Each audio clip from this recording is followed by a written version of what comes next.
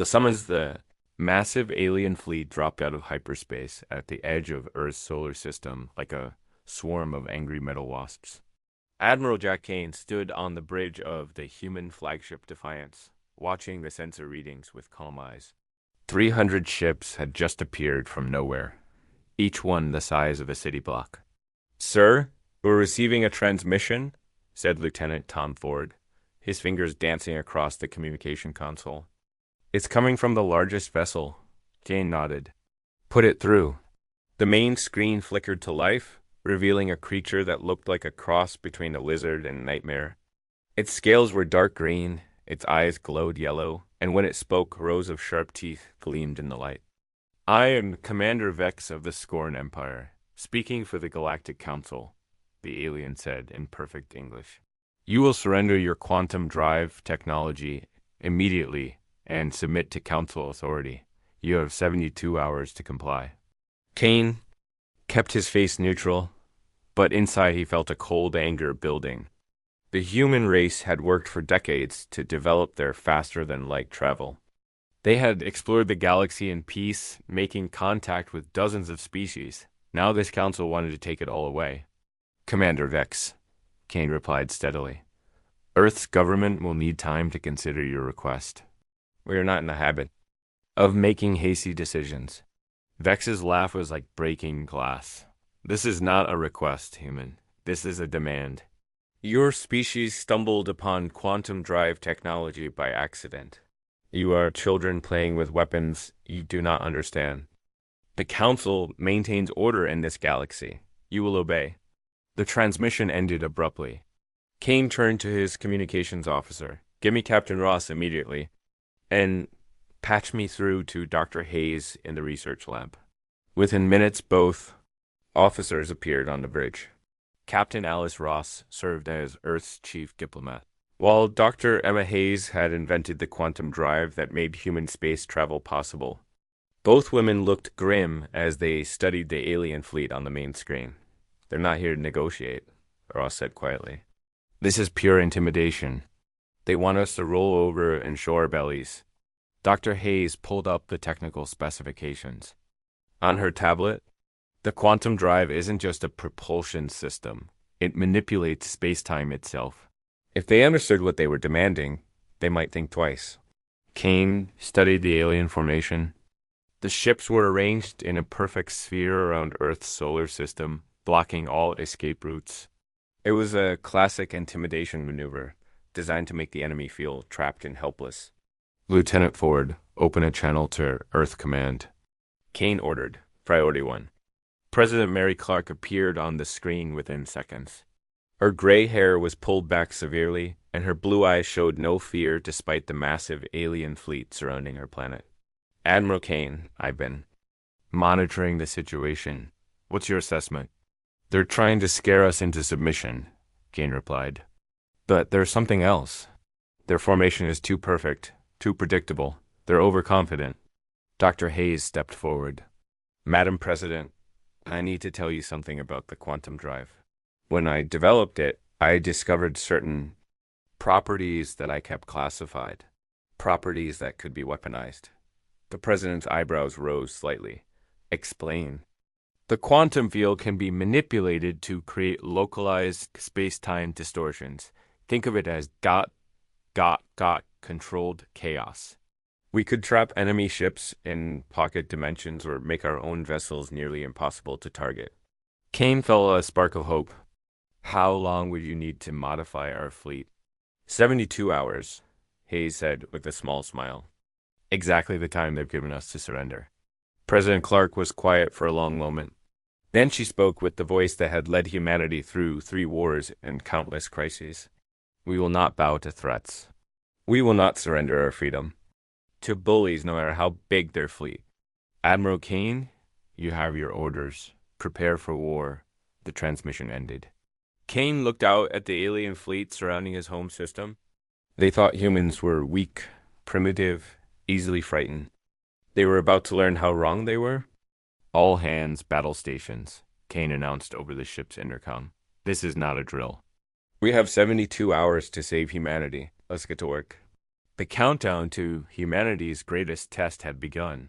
Asterisk the next morning, Captain Alice Ross stood before the alien delegation with her head bowed in apparent defeat. The meeting took place aboard the neutral station that humans had, quickly constructed between Earth and Mars. Commander Vex and his officers sat across from her, their reptilian faces showing smug satisfaction.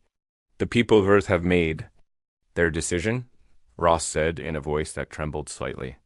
We cannot fight your mighty fleet. We agree to surrender our quantum drive technology.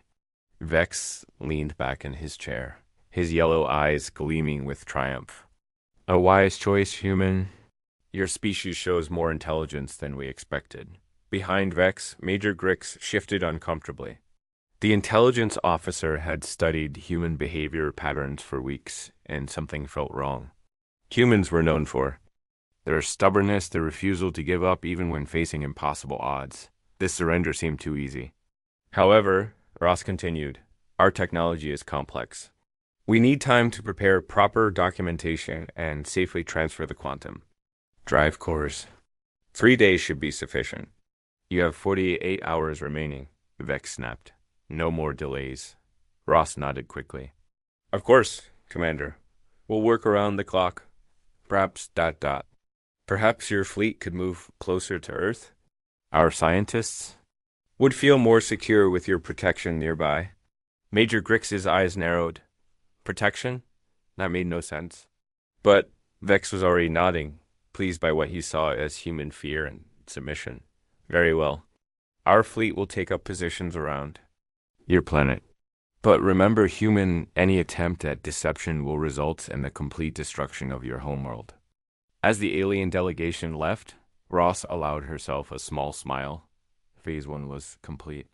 Back on the Defiance, Dr. Emma Hayes worked frantically in her laboratory. The quantum drive modifications were more complex than she had initially thought. But the principles were sound. Engineer Mike Price assisted her, his steady hands helping to calibrate the delicate equipment. The field generators are responding perfectly, Price reported.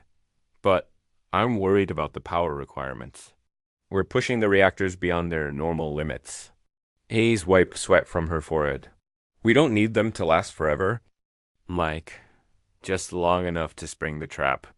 Throughout the human fleet, maintenance crews worked around the clock. To any observer, it looked like frantic preparation for surrender. Ships being powered down, weapon systems being dismantled, defensive shields being lowered. But the reality was very different. Lieutenant Tom Ford sat in his communication center, monitoring alien transmissions.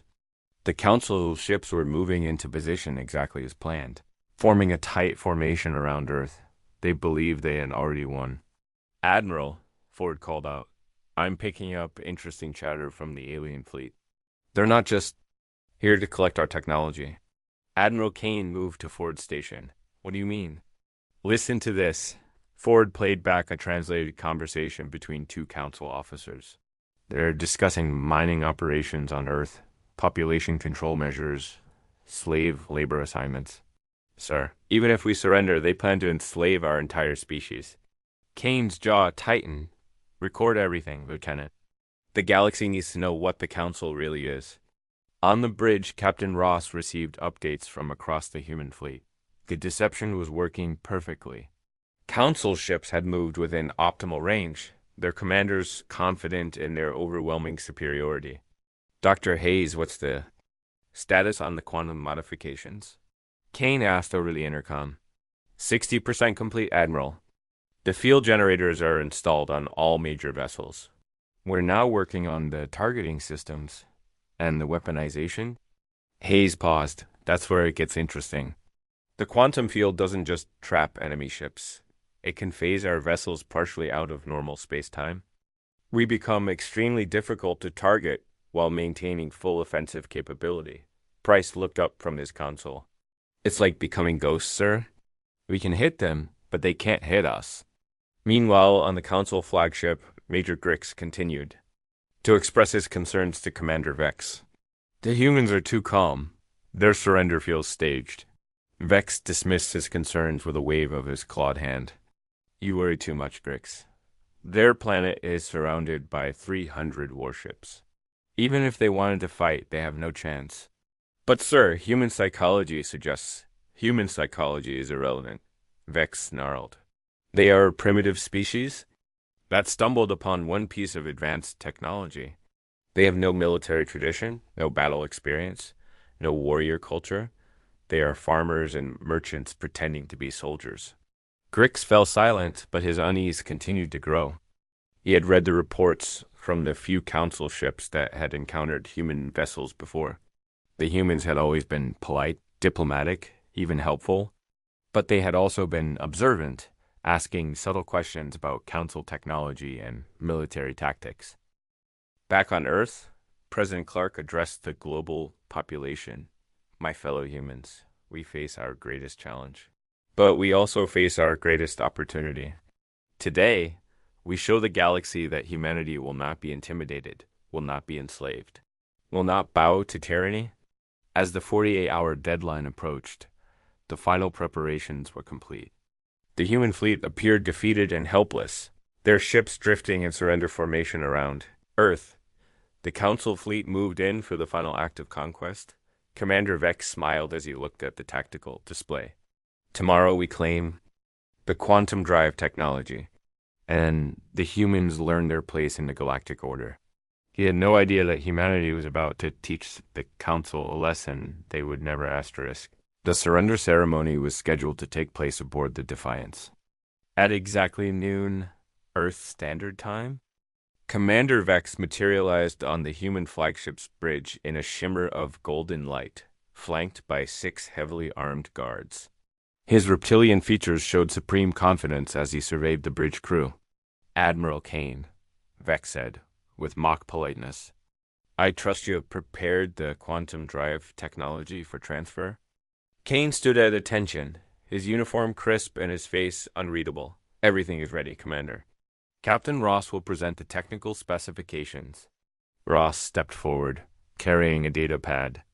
But instead of handing it over, she activated the main viewing screen. The display showed recorded communications between council ships, conversations about mining Earth's resources, enslaving the human population, and using humanity as cheap labor for council projects. Vex's yellow eyes narrowed dangerously. What is the meaning of this? The meaning, Ross said calmly, is that we know your true intentions. Even if we surrender peacefully, you plan to destroy our civilization anyway. The alien commanders. Composure cracked slightly. You have been spying on council communications. This is an act of war. Kane stepped forward. No, Commander. This is an act of survival. At that moment, Dr. Hayes entered the bridge, no longer wearing the humble expression she had maintained for days. Behind her came Engineer Price, both of them moving with the confidence of people who held all the cards. Commander Vex, Hayes said, allow me to demonstrate something your intelligence reports missed. She activated a small device in her hand. Instantly, the lights on the bridge dimmed as power flowed to the ship's quantum drive system. But this wasn't the gentle hum of a propulsion system. This was something far more dangerous. Outside the Defiance, space itself began to ripple. The nearby council escort ships suddenly found themselves caught in visible distortions, their hulls stretching and warping as they struggled against forces beyond their understanding. Impossible, Vex breathed, his confidence finally beginning to crack. Price activated his own console. The quantum drive doesn't just move ships through space, Commander. It manipulates the fundamental structure of space-time itself.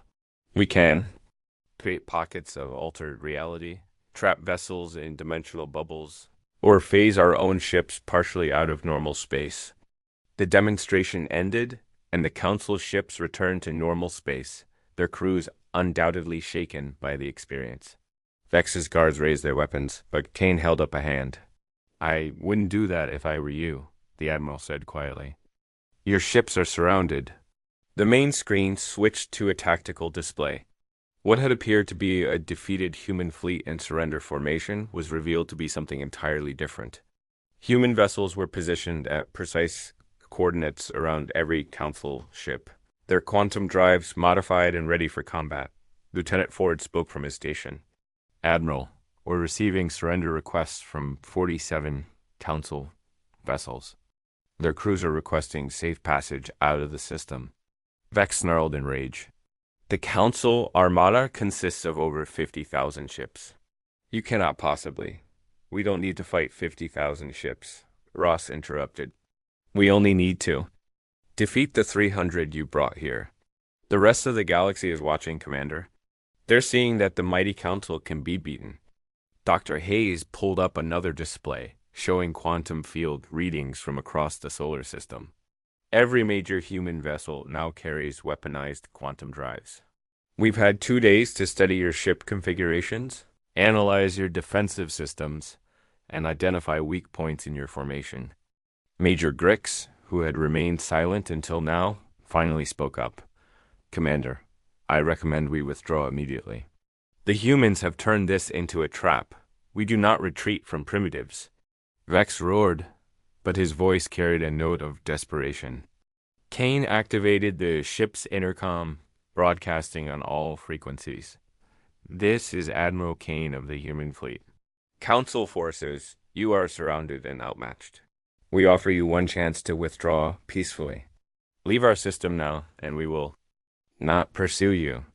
Price checked his readings. Sir, the quantum field generators are at full power across the fleet. All weapon systems are online and ready. Dr. Hayes smiled grimly. Commander Vex, your people made a critical error. You assumed that because we developed quantum drive technology recently, we didn't understand it fully. You were wrong.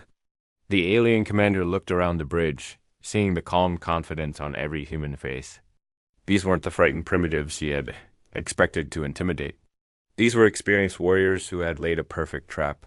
You see, Ross continued, humans have a saying, never corner a dangerous animal. You came here thinking we were helpless prey. Instead, you've walked into the den of predators. Kane stepped closer to Vex. Your council has been bullying smaller species for centuries, demanding submission through intimidation. But you made one mistake. You tried to intimidate the wrong species. The bridge fell silent except for the quiet hum of the quantum drives charging throughout the human fleet. Outside, 300 council ships found themselves surrounded by an enemy they had vastly underestimated. Vex looked at the tactical display one more time, finally understanding the full scope of the trap. His mighty fleet was caught in web of quantum fields, facing technology they couldn't counter and tactics they couldn't comprehend. This is not over, he said through gritted teeth. Admiral Kane's smile was cold as winter. No, Commander. It's just beginning. Commander Vex's rage finally overcame his tactical sense. All ships open fire. Destroy the human fleet and glass their planet? The order went out across the Council fleet, and 300 alien warships opened fire simultaneously. Plasma, cannons, particle beams, and fusion torpedoes lit up the darkness of space in a deadly light show. The concentrated firepower could have destroyed entire star systems, but the human ships weren't there anymore. Quantum phase activated. Dr. Hayes announced calmly from her station. All fleet vessels are now operating in shifted space-time. The Council weapons passed harmlessly through the human ships like light through fog. The human fleet had become ghosts, existing partially outside normal space while maintaining full combat capability. Impossible. Vex snarled, watching his devastating. Barrage accomplished nothing. No species has ever mastered quantum phasing. Admiral Kane smiled grimly. No species has ever been human. The human counterattack began immediately. The Defiance fired its modified quantum torpedoes, each one creating a localized space-time bubble around a Council ship. Trapped in dimensional pockets, the alien vessels found themselves unable to move, fire, or even communicate with their fleet. Target the command ships first, Kane ordered. Disable their coordination, then work on the rest. Lieutenant Ford coordinated the attack from his station. Squadron Alpha, engage the Eastern Formation. Beta Squadron, take the Northern Group. All ships, remember, We're not trying to destroy them all. We're proving a point. Engineer Price monitored the quantum field generators across the human fleet. Admiral, the phase generators are holding steady. Enemy weapons are still passing right through us. On the Council flagship, Major Grix watched in horror as his fleet's most powerful weapons proved useless against an enemy they couldn't touch. Commander, we need to retreat immediately. This is unlike anything in our tactical databases. The Council does not retreat. Vex roared, but his voice carried the edge of panic. Activate the antimatter warheads. If we can't target their ships, we'll destroy everything. The massive Council dreadnoughts began charging their planet-killer weapons.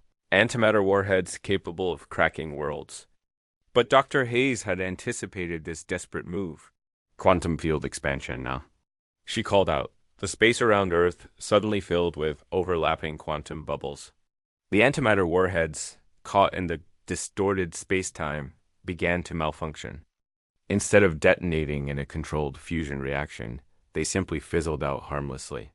Their antimatter weapons are useless in quantum-shifted space, Hayes explained to the bridge crew. The exotic matter can't maintain stability in our altered reality. Captain Ross opened a channel to the Council fleet. This is your final warning. Surrender now, or face complete defeat. Vex's response was to order his remaining ships to ram the human vessels. If weapons couldn't touch them, perhaps physical contact would work. Dozens of Council ships accelerated toward the human fleet at maximum speed. They passed right through the phased human ships like solid matter through empty air. Admiral, Ford reported, we're receiving surrender signals from over half the Council fleet. Their crews are requesting immediate evacuation. Kane nodded. Begin accepting surrenders. Any ship that powers down weapons and shields will be allowed to leave the system. But Commander Vex wasn't finished. His flagship, the massive Dreadnought Dominator, began charging its core for a suicide run. If he couldn't defeat the humans, he would at least take Earth's moon with him in a spectacular explosion. Sir, Price called out urgently. The Council. Flagship is going critical? He's trying to overload his fusion core. Dr. Hayes acted quickly. Quantum containment field, maximum intensity, focused on the Dominator. The alien flagship suddenly found itself trapped in a quantum bubble so dense that even its own explosive death throes were contained. The massive explosion that should have destroyed half the solar system was reduced to a brief flicker of light inside an impenetrable dimensional prison. Is he, Kane asked. Contained but alive, Hayes confirmed. The quantum field absorbed the explosion and redistributed the energy harmlessly. Commander Vex and his crew are trapped but unharmed. The battle was over. Of the 300 Council ships that had arrived to intimidate humanity, over 200 had surrendered. The rest were either trapped in quantum bubbles or limping away from the system at sublight speed. Admiral, Ford announced, we're receiving transmissions from across the galaxy. News of our victory is spreading fast. Kane looked at the tactical display showing the defeated Council fleet. Open a channel to all frequencies, Lieutenant. Let the galaxy hear this. His voice carried across space to 1,000 worlds. This is Admiral Kane of the human fleet. The Council came to intimidate us with threats and violence. Instead, they have learned that humanity will not bow to tyranny. We offer alliance to any species that seeks freedom from Council oppression. Captain Ross smiled as she watched the first response messages arrive. Sir, we're getting replies from dozens of species. They want to know more about this alliance. Engineer Price looked up from his console. The quantum drives are performing perfectly, Admiral. We could maintain this level of operation indefinitely. Dr. Hayes nodded with satisfaction. The Council thought they understood our technology. They were wrong about everything. In the quantum prison containing the Dominator, Commander Vex sat in his command chair, staring at the impossible reality around him. His mighty fleet had been defeated by a species he had dismissed as primitive. The Council's age of intimidation was coming to an end, and it was all humanity's fault. Asterisk.